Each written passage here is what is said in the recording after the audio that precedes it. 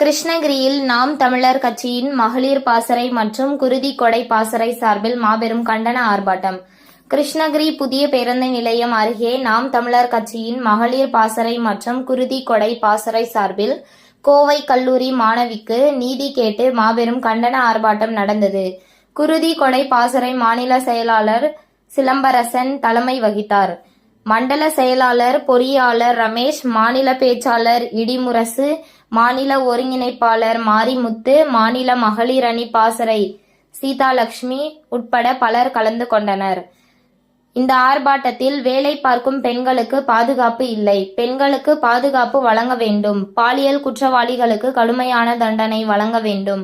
கோவை சட்ட கல்லூரி மாணவி பாலியல் சம்பவத்திற்கு இதுவரை வாய் திறக்காமல் மௌனம் காக்கும் தமிழக அரசே, மத்திய அரசே புதிய சட்டம் கொண்டு வர வேண்டும், பெண்களுக்கான நீதி வேண்டும், பாலியல் குற்றவாளிகளுக்கு மரண தண்டனை வழங்க வேண்டும் என்பது உள்ளிட்ட கோரிக்கைகள் வலியுறுத்தி கண்டன கோஷங்களை எழுப்பினார்கள்.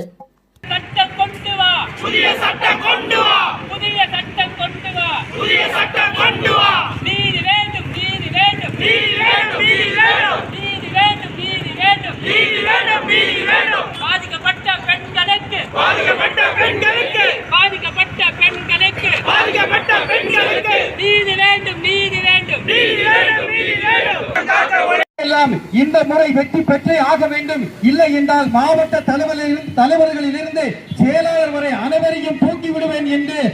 ஆனால் இந்த நாம் தமிழர் கட்சி மட்டும்தான் மக்களுடைய வாழ்க்கைக்காக தமிழ்நாட்டில் எந்த ஒரு இடத்திலும் எந்த ஒரு பிரச்சனை வந்தாலும் கூட நாம் தமிழர் கட்சி முன்னின்று போராடுகிறது.